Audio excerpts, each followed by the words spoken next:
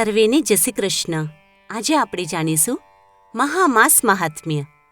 મહામાસ મહાત્મ્યમાં 14મો અધ્યાય મહાસ્નાનનું ફળ. શ્રી સૂત મહર્ષિએ કહ્યું કે, હે ઋષિઓ, ત્યારબાદ મહર્ષિ વસિષ્ઠે રાજા દિલીપને કહ્યું કે, હે રાજન, મહામાસની મહિમા અપરંપાર છે. મહામાસમાં સ્નાન પવિત્ર યજ્ઞોના સમાન સર્વશ્રેષ્ઠ છે.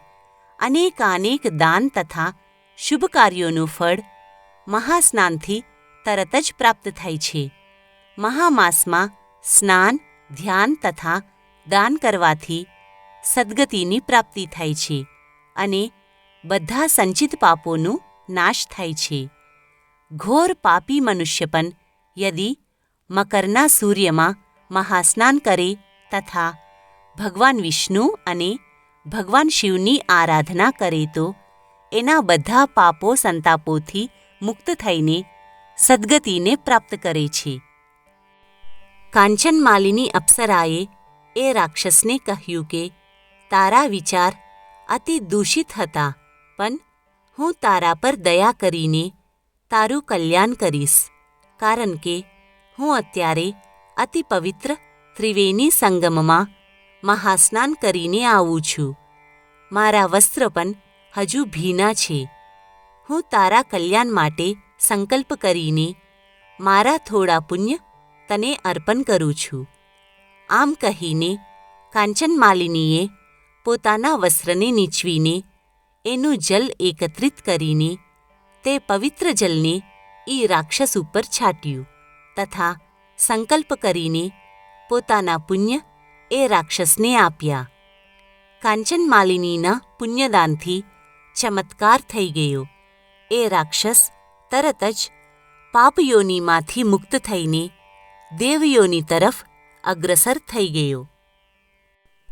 સર્વેને જય શ્રી કૃષ્ણ. આજે આપણે જાણીશું મહામાસ મહાત્મ્ય. મહામાસ મહાત્મ્યમાં 15મો અધ્યાય ગુરુની કૃપા.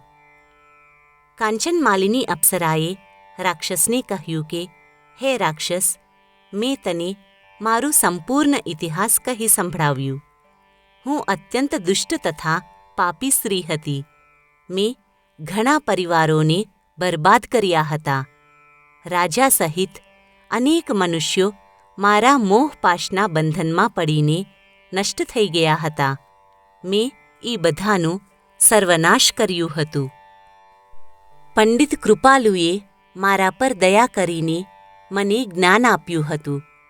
પંડિત કૃપાલુએ જ મને મહામાસનું મહાત્મ્ય કહ્યું હતું તથા મારા પાપાત્માને શુદ્ધ કર્યું હતું. ઇન્દ્રદેવે પણ પોતાના ગલત વિચારોથી અહલ્યાના તપને નષ્ટ કરવાનો પ્રયત્ન કર્યો હતો. એમને ગૌતમ ઋષિએ શ્રાપ આપ્યો હતો.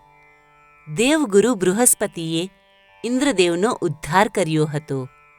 પાપકર્મ તથા દૂષિત વિચાર મનુષ્યને તો શું, દેવતાઓને પણ પથભ્રષ્ટ કરી દે છે. ઇન્દ્રદેવને પોતાના દૂષિત વિચારોના કારણે જ કુરૂપતા પ્રાપ્ત કરી હતી તથા એમને સંતાવવું પડ્યું હતું. પરંતુ ગુરુ બૃહસ્પતિની કૃપાના કારણે જ મહાસ્નાનના પશ્ચાત ઇન્દ્રદેવ પાપમુક્ત થઈ ગયા હતા. માટે ગુરુની મહિમા તો અપરંપાર છે. ગુરુ બધાને માર્ગદર્શન આપે છે. સાચા ગુરુના સત્ય ઉપદેશથી જ કલ્યાણકારી માર્ગની પ્રાપ્તિ થાય છે તથા એ વ્યક્તિ ઉદ્ધારના માર્ગ તરફ જાય છે. પંડિત કૃપાલુએ મને સાચો ઉપદેશ આપ્યો હતો, જેના કારણે મેં મહામાસનું વ્રત કર્યું તથા પ્રયાગરાજ જઈને ત્રિવેણી સંગમમાં મહાસ્નાન કર્યું હતું. માટે હે રાક્ષસ, તું પણ પાપકર્મ છોડીને શુદ્ધ કર્મ જ કર તથા પ્રત્યેક મહામાસમાં ત્રિવેણી સંગમ પર સ્નાન કર. આમ કરવાથી અવશ્ય તારું કલ્યાણ થશે.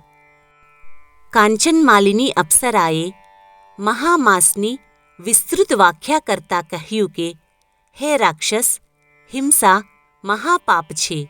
માટે અહિંસાનું પાલન કરવું જોઈએ. કોઈ પણ પ્રાણીના આત્માને દુઃખ દેવું, એને કષ્ટ પહોંચાડવું, કોઈને પણ ગલત માર્ગ દેખાડવો, પરસ્ત્રીગમન, પરાયા ધનને હરણ કરવું તથા ધર્મ માર્ગથી વિપરીત કાર્ય કરવું, આ બધા કાર્ય મહાપાપ કહેવાય છે.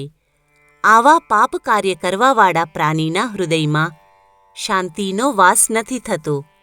એનું તન, મન, ધન પાપની અગ્નિમાં બળે છે તથા તે ઘોર નરકને પ્રાપ્ત થાય છે અને તે મહાપાપી યુગો યુગો સુધી નરકની અગ્નિમાં બળતા રહે છે.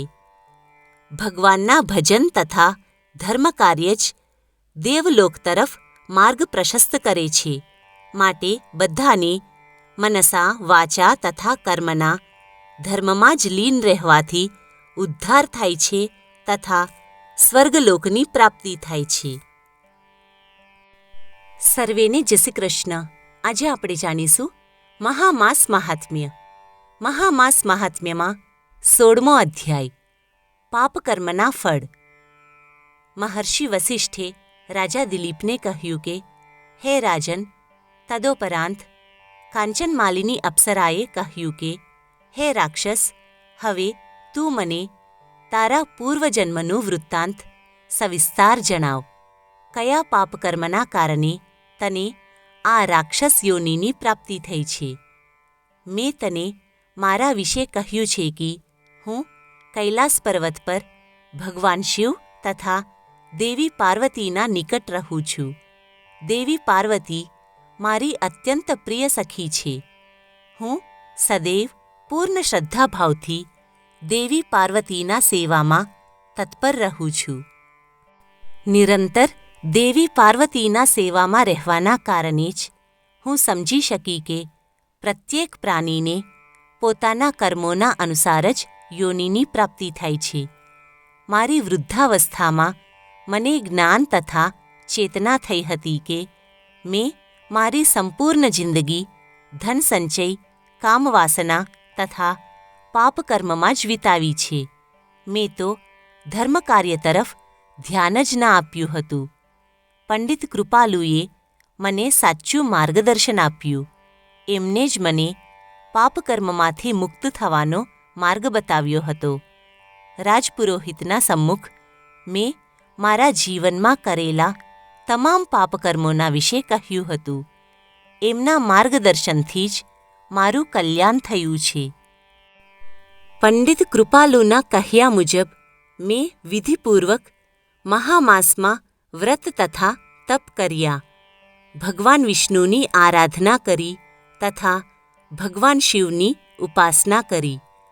પાપકર્મ કરીને કમાવેલા સંપૂર્ણ ધનને મેં ગરીબો તથા અનાથોને દાન આપી દીધું, જેનાથી મારું ઉદ્ધાર થયું તથા મને સદ્ગતિની પ્રાપ્તિ થઈ છે. હે રાક્ષસ, તું પણ આત્મગ્લાનિ તથા પશ્ચાતાપના સ્વરૂપે મને તારા પૂર્વજન્મનું વૃત્તાંત જણાવ. હું તને માર્ગદર્શન આપવા માટે પ્રયત્ન કરીશ, જેના ફલ સ્વરૂપે તારું કલ્યાણ થશે.